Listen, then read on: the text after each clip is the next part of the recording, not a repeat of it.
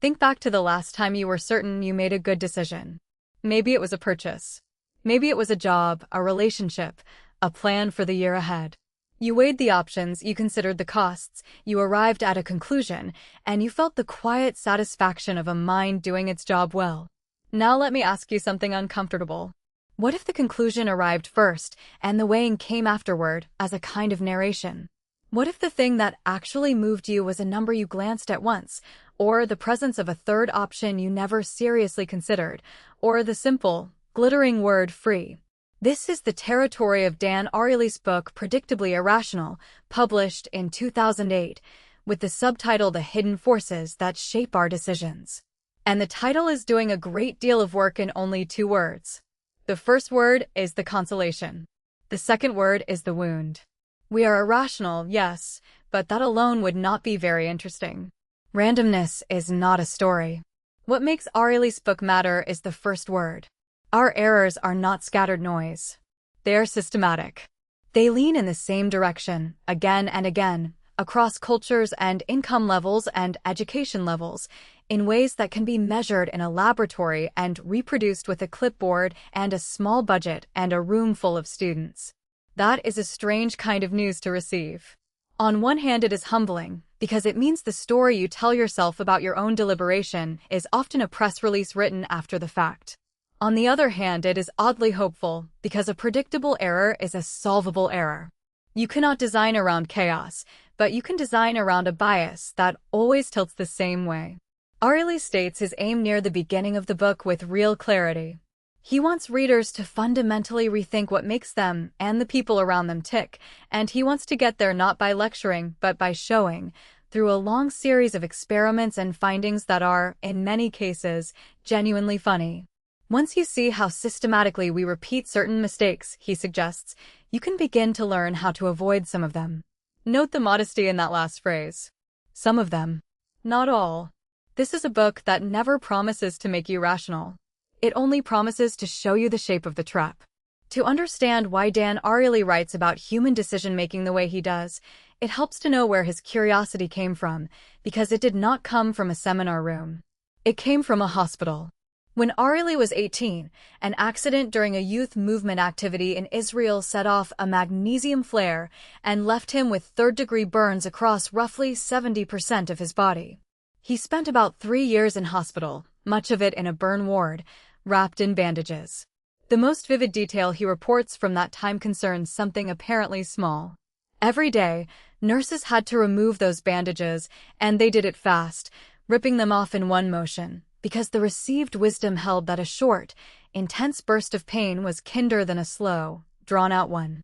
The nurses were experienced, they were compassionate, and they were absolutely convinced. Ariely, lying there as the patient, was not convinced. Later, once he could study the question properly, he found evidence that the intuition was backwards, that lower intensity over a longer duration would likely have produced less overall suffering. And here is the part that matters more than the specific finding. These were not careless people. They were skilled professionals with years of direct experience, holding a confident belief about the effects of their own actions, and the belief appears to have been wrong in a consistent direction. Experience had not corrected it. Good intentions had not corrected it. Only measurement could. That is the engine of the entire book. Intuition feels like knowledge. It is often something else. Ariely went on to become a behavioral economist, holding doctorates in cognitive psychology and in business administration. He taught at the MIT Media Lab, where many of the experiments in this book were run on long-suffering students, and later became a professor at Duke University, where he founded a research center with the wonderfully self-aware name of the Center for Advanced Hindsight. Predictably Irrational was his first popular book, and it became a landmark of the behavioral economics wave that also carried Daniel Kahneman, Amos Tversky, Richard Thaler, and Cass Sunstein into the public conversation. It was later republished in a revised and expanded edition, and in 2023 a television series called The Irrational appeared, loosely inspired by the book's premise. The intellectual target is worth naming precisely. Standard economics has long leaned on a model of the person as a rational agent, someone with stable preferences who processes available information and chooses what best serves their interests. This model is not stupid. It is a simplification that makes mathematics possible and predicts a great deal of behavior reasonably well. Ariely's argument is not that people are idiots.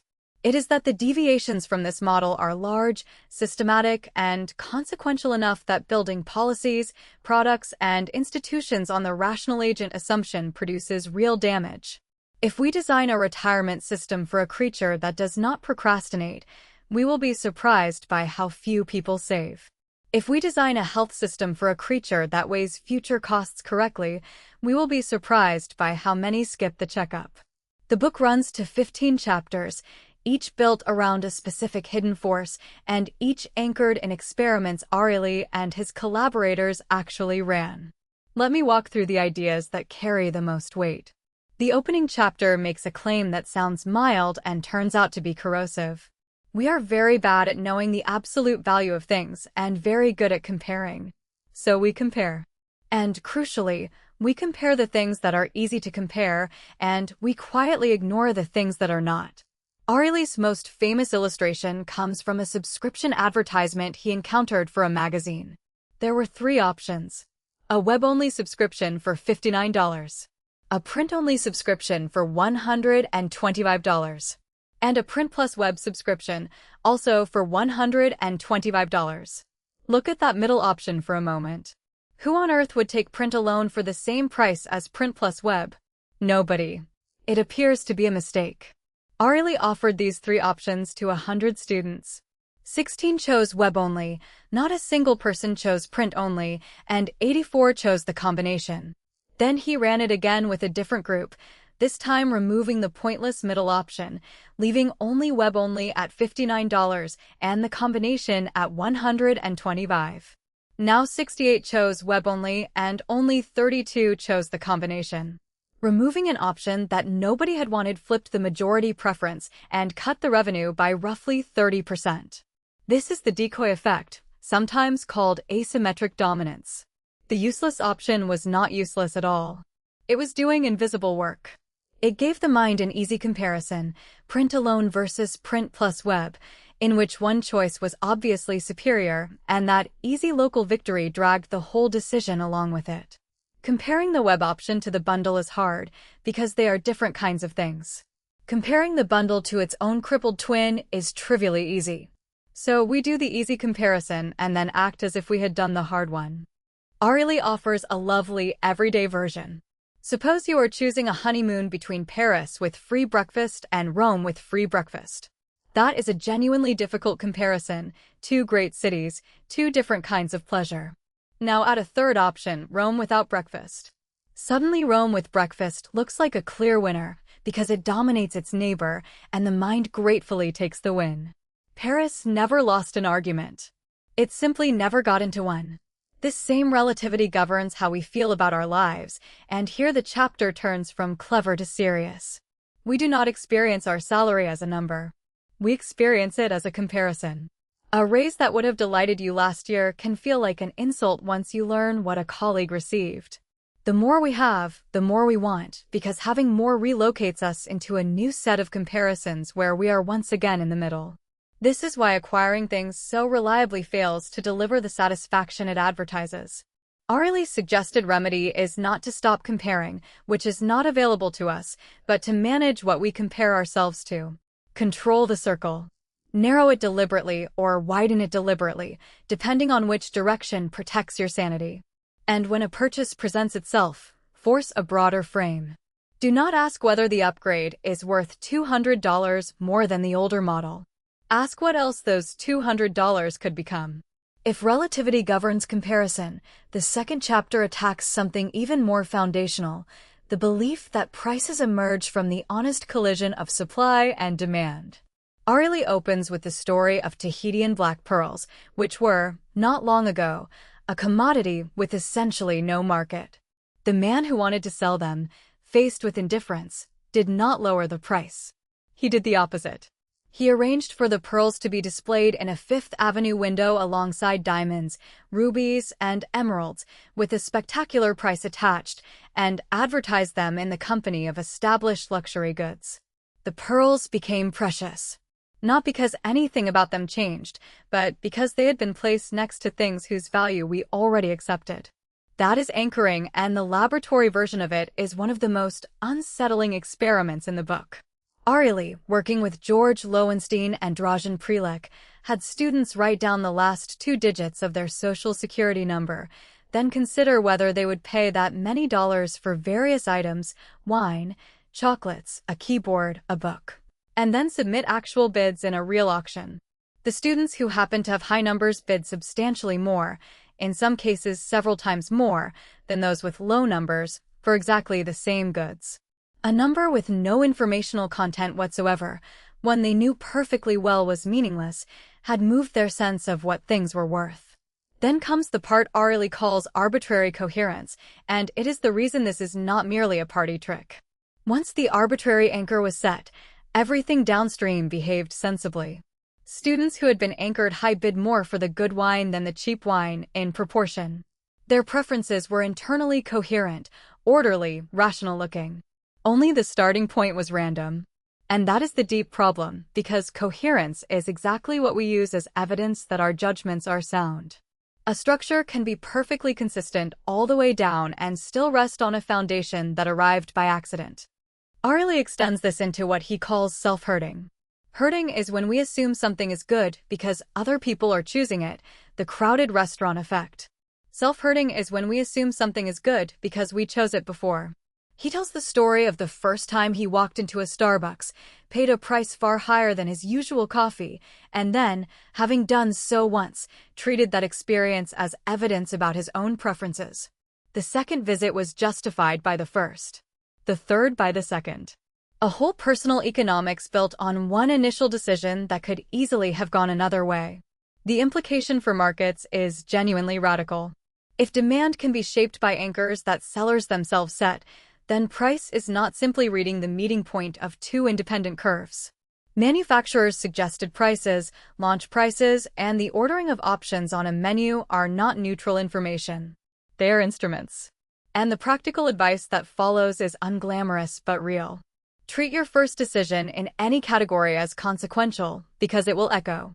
And periodically interrogate your habits by asking not whether they are consistent, but where they started. The chapter on zero cost is the most immediately delightful and, I think, the most useful in ordinary life. Ariely's claim is that free is not simply a very low price. It is a different category of thing, an emotional trigger that switches off comparison entirely. The demonstration involved chocolate. Ariely set up a table offering a high-quality Lindt truffle for 15 cents and an ordinary Hershey's Kiss for 1 cent. Most people, around 73%, took the truffle, correctly judging it a good deal. Then he lowered both prices by exactly 1 cent. The truffle now cost 14 cents and the kiss was free. The relative difference between them was untouched. Yet the outcome inverted, with roughly 69% now taking the free kiss. Nothing in the economics of the choice had changed. Only the presence of zero. The same force explains why an online retailer discovered that offering free shipping produced a surge in orders, while charging a token amount, a single franc in France, produced almost nothing. It explains why we will drive across town to save on something we did not intend to buy, why we accept a worse credit card for a free gift, why a buffet makes us eat past comfort, and why so many purchases are effectively made by the accessory bundled alongside them. Ariely tested this more cleanly with gift certificates. People were offered a choice between a free $10 certificate and a $20 certificate that cost $7. The second option is worth $13 in surplus, clearly better. Most people took the free one. Zero has no downside, no possibility of regret, no risk of having overpaid, and that emotional safety is worth more to us than $3 of arithmetic. I want to sit with the constructive side of this, because it is easy to read the chapter as a warning about marketing tricks and stop there. Free is also a lever you can pull on yourself and on the world. If you want people to get vaccinated, to recycle, to take a preventative test, removing the last small charge does far more than reducing it. The gap between 1 cent and 0 cents is, psychologically, enormous. That is worth knowing whether you are designing public health policy or just trying to get yourself to floss. This chapter contains, to my mind, the most consequential idea in the whole book, because it is about the texture of a life rather than the contents of a shopping cart. Ariely proposes that we inhabit two separate worlds with two separate sets of rules. There is the world of social norms, which governs favors, family, friendship, community, generosity, the help you give without invoicing. And there is the world of market norms, which governs wages, prices, contracts, interest, and cost-benefit calculation. Both are perfectly functional. The trouble is what happens when they touch. His illustration is unforgettable. Picture Thanksgiving dinner at your mother-in-law's house. The meal was extraordinary, the effort obvious. So you stand up, take out your wallet, and offer her $400 for her trouble. Nothing about that transaction is unfair. In market terms, it is generous. And yet you have detonated the evening, because you have declared, unmistakably, which world you believe you are standing in. The laboratory version was a dull, repetitive computer task, dragging circles across a screen. One group was paid a reasonable amount, another was paid a small amount, and a third was simply asked to help as a favor, with no money at all. The paid-well group worked hard. The barely paid group worked least, because once money is on the table, they evaluate the offer as a wage and find it insulting. And the unpaid group, the ones doing a favor, worked hardest of all. Take money away entirely and effort goes up. Ariely then adds a twist that reveals the mechanism. Replace the payments with gifts, a small chocolate bar or a nicer box of chocolates, and everyone works hard, including those receiving the cheap gift, because a gift is a social gesture and social norms are back in charge. But mention the price of the gift, describe it as a chocolate bar worth 50 cents, and the market reasserts itself and effort collapses again. The monetary frame is contagious. A single number can convert a relationship into a transaction. He supports this with findings beyond his own lab. Lawyers approached to offer discounted services to needy retirees for a low hourly rate largely refused, while lawyers asked to provide the same service for nothing largely agreed. And in a widely cited study of Israeli daycare centers, introducing a fine for picking children up late made lateness more common, not less, because parents who had been violating a social obligation could now simply buy the extra time. Worse, when the fine was later removed, the old norm did not return. Social norms are cheap to break and expensive to rebuild. The organizational lesson is sharp. Companies that ask for loyalty, discretionary effort, and care, all of which are social goods, while managing purely through market instruments, are asking for something they have made structurally unavailable. And the personal lesson is equally sharp. Be careful where you introduce a price. Some of the most valuable things you have access to only exist in a world where nobody is counting. 2 chapters in the book address the gap between the self who makes plans and the self who lives with them, and they belong together. The first concerns emotional arousal, and in the finding is blunt. Ariely and George Lowenstein asked young men a series of questions about their attitudes and likely behavior, first in an ordinary calm state and then again while sexually aroused. The answers were not slightly different. They were transformed. Things judged unappealing or unacceptable in the cold state became substantially more acceptable in the hot state, including a markedly greater reported willingness to take risks and to disregard precautions. The participants were the same people, sincerely answering both times. The implication runs far past the specific subject matter. When you are calm, you cannot accurately simulate your own hot state self.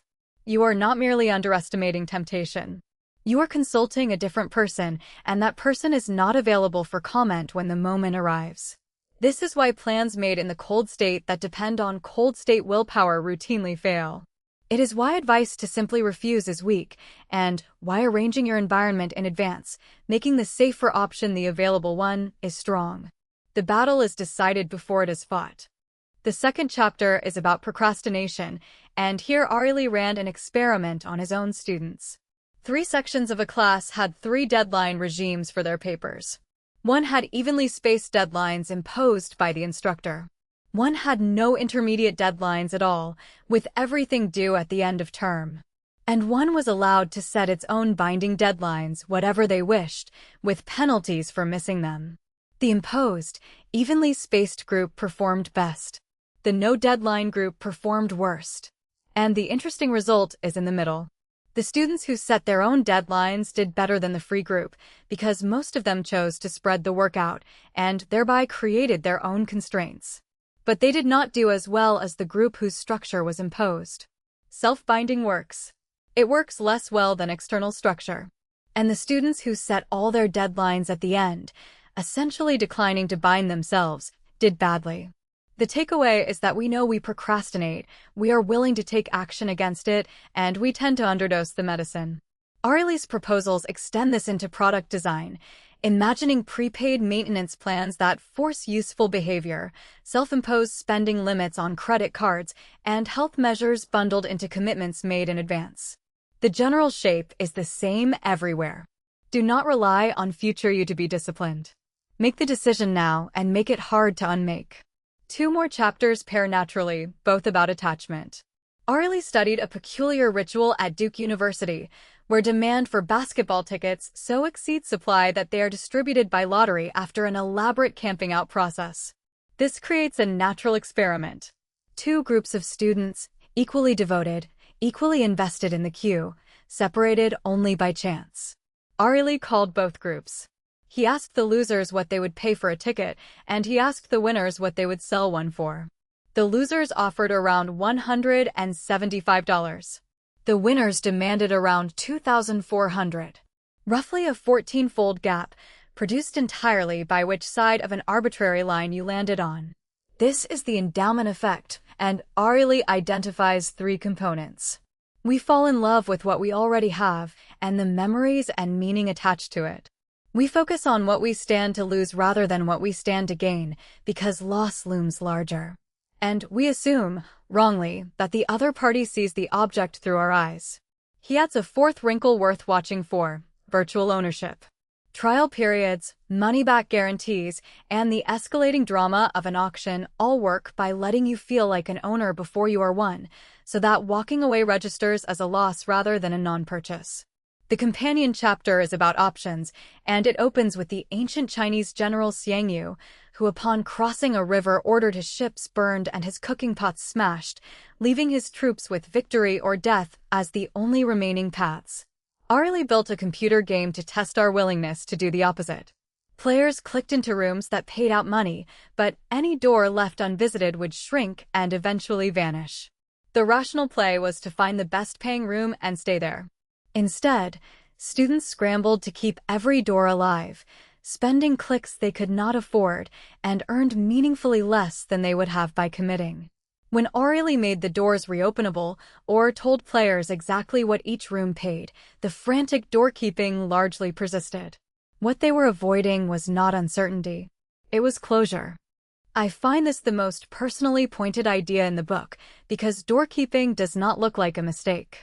It looks like prudence, like keeping your options open, like being reasonable. But every open door costs something to maintain, in attention, in money, in the diluted version of yourself that spreads across 5 half-commitments. The 2 chapters together describe a trap with a lid on both sides. We cling to what we hold, and we refuse to relinquish what we merely might have. If the earlier chapters concern how we choose, these concern something stranger. How our beliefs reach backwards and alter what we actually experience. At a pub near MIT, Ariely offered free beer in 2 versions, a standard commercial beer and what he called MIT Brew, which was the same beer with a couple of drops of balsamic vinegar added. Told nothing, most people preferred the doctored version. Told in advance about the vinegar, they disliked it. Told only after they had tasted it, they liked it about as much as those who never knew. The knowledge did not correct a perception. When delivered first, it created one. The same logic runs through the well-known finding that brand knowledge changes how a soft drink tastes, with brain imaging suggesting that the branding recruits additional regions associated with memory and self-concept. And it extends into darker territory. In one line of research, Asian American women performed differently on a mathematics test depending on whether their gender or their ethnicity had been subtly brought to mind beforehand, in the direction each stereotype predicts. Expectations are not decoration on top of reality. They're an ingredient in it. Then comes price, in what may be the book's most practically important chapter. Ariely gave participants a painkiller he called Belladonna Rex, which was in fact a placebo, along with a brochure. Some were told it cost $2.50 per dose. Others were told it had been discounted to 10 cents. Nearly everyone in the full-price group reported meaningful pain relief. In the discounted group, only about half did. The chemistry was identical, which is to say there was none. In a related study, students who paid full price for an energy drink solved more word puzzles afterwards than students who received the same drink at a discount. Ariely situates this within the longer history of placebo medicine, including a chest surgery once performed widely for angina that proved no better than a sham incision, and a knee operation for arthritis, in which patients receiving a simulated procedure improved comparably to those who received the real one. He is careful here, and I want to preserve that care. Placebo effects are real effects. Belief demonstrably changes reported pain and sometimes measurable outcomes. So the honest question is not whether to eliminate the placebo, but how to use it responsibly, and how to test procedures we have never actually tested, knowing that the testing itself raises hard ethical questions about deceiving patients who are suffering. The consumer version of this is immediate. When you buy the discounted version of something, you may genuinely get less from it, not because it is worse, but because you expect less. And the reverse holds. Some of what you paid for in the expensive version, you paid to yourself in the form of belief. 2 chapters address cheating, and the findings are less about criminals than about the rest of us. Ariely's basic instrument was a sheet of matrices, each containing numbers, with the task of finding pairs that summed to 10 within a time limit. Given no opportunity to cheat, people solved around 4. Given the chance to shred their answers and self-report, the average claimed rose by a couple of matrices. Almost nobody claimed to have solved all 20. Almost everybody nudged. This is what Ariely calls the fudge factor, a zone of small dishonesty in which we can still see ourselves as good people. 2 further results matter. First, varying the probability of getting caught did not much change the cheating, which is bad news for a purely deterrence-based view of honesty. Second, having people first try to recall the 10 Commandments or sign a statement about an honor code sharply reduced the cheating in his experiments. The suggestion was that moral reminders at the moment of temptation work better than punishment. The second chapter adds the most quietly disturbing finding. When the reward was one step removed from cash, paid in tokens that were exchanged for money moments later, cheating increased substantially. Ariely also describes leaving 6 packs of soft drinks in shared dormitory refrigerators alongside plates holding the equivalent value in dollar bills. The drinks vanished. The money was untouched. We steal what is not obviously money. We do not steal money. The application to the modern economy is obvious and was written before it became a headline. Expense accounts, options, complex instruments, and abstracted financial arrangements are all a long way from cash, which means our internal honesty regulator, which is tuned to physical money, barely registers them. I would be doing you a disservice if I narrated this book as though the last 2 decades had not happened, so let me be direct about the state of the evidence, because it is part of an honest reading. Behavioral science has been through a difficult period of self-examination, in which many celebrated findings proved smaller or less reliable than first reported. Some of the results in this book have been affected. Notably, a large multi-laboratory replication effort examining the 10 Commandments moral reminder finding did not reproduce it. Attempts to replicate the Social Security number anchoring effect have produced mixed and often much weaker results.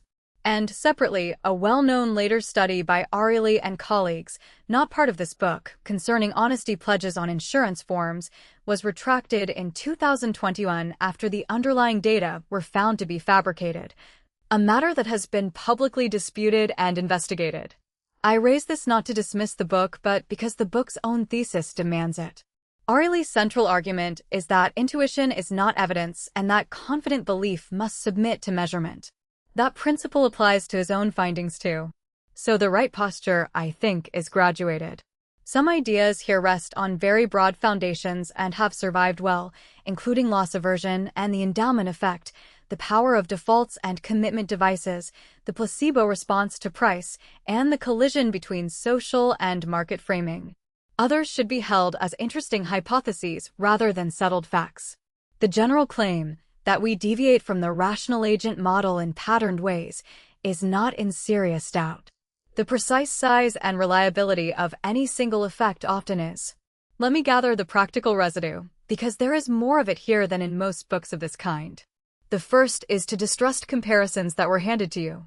Whenever you find yourself choosing between options someone else arranged, ask what the arrangement is doing. Look for the decoy, the option nobody would take, and notice which neighbor it flatters. Then force the comparison the arrangement is trying to prevent, usually by widening the frame to what else this money or this year could become. The second is to interrogate your anchors. Your sense of what things cost, what your time is worth, and what constitutes a reasonable amount to spend on any category was set by early encounters you have long forgotten. Consistency since then proves nothing about whether the starting point was sound. Once a year, pick one habitual expense and rebuild the reasoning from scratch. The third is to respect the word free as a genuine hazard and a genuine tool. When it is being used on you, ask what you would pay for the free item in isolation and whether you would still want the deal at 1 cent. When you are trying to change behavior, your own or anyone else's, understand that eliminating a small cost entirely accomplishes far more than reducing it. The fourth is to keep your social world out of the market. Do not put a price on things that live on goodwill, do not convert relationships into transactions for short-term efficiency, and remember that a norm you break with an incentive may not come back when you remove it. The fifth is to plan for the person who will actually show up. Assume your future self will be tired, tempted, and short of time. Build structure in advance, prefer external deadlines to internal resolutions, and remember that self-imposed constraints work, but that most of us set them too loosely. The sixth is to price what you own the way a stranger would, and to count the cost of every door you are holding open. Ask what you would pay today for the thing you are refusing to sell, and ask which of your maintained options you have not seriously advanced in a year. The seventh is that expectations are ingredients. What you believe about a meal, a medicine, a person, or a project alters what you actually experience of it. Use this deliberately where it is harmless, and neutralize it where accuracy matters, by testing blind whenever you can. And the eighth is that honesty is mostly a matter of context. Most dishonesty is small, is committed by ordinary people who consider themselves ethical, and grows when money becomes abstract. If you are designing a system, keep the moral question visible at the moment of temptation, and keep the value of what is at stake concrete. There is a phrase Ariely uses that I keep returning to, the idea of free lunches. In classical economics, the saying goes that there is no such thing. If a benefit were available at no cost, someone would already have taken it. But if people systematically make mistakes in a noble direction, then free lunches are everywhere, sitting in the gap between how we actually behave and how we would behave if we were the creature the textbook describes. Every predictable error is an opportunity, either for someone to exploit you or for you to redesign the situation so the error stops occurring. That is the real offer of this book, and it is a modest one honestly made. Ariely does not claim you can think your way out of these biases. He tried, and he cheerfully reports failing, buying things he did not need, procrastinating on work he cared about, and falling for the same tricks he had documented. Insight alone is a weak instrument. What works is arrangement. Change the defaults, close the doors, remove the last small fee, sign the commitment before the temptation arrives, and put the moral reminder where the decision actually happens. And there is a quieter gift underneath all this. If our failures are structural rather than personal, then a great deal of the shame we carry about our own inconsistency is misplaced. You did not fail to save because you are weak. You failed to save because a system was built for a creature that does not exist, and you are not that creature. Nobody is. The nurses in that burn ward were not cruel. They were confident, and confidence is not knowledge. Which leaves us with a strange, workable kind of self-respect. Not the pride of believing you are rational, which is unavailable and always was, but the more durable satisfaction of knowing exactly how you are likely to go wrong and quietly building your life so that when you do, it costs you less. That is what Predictably Irrational is finally for. Not to make you a better thinker, but to make you a better architect of the situations in which your thinking happens.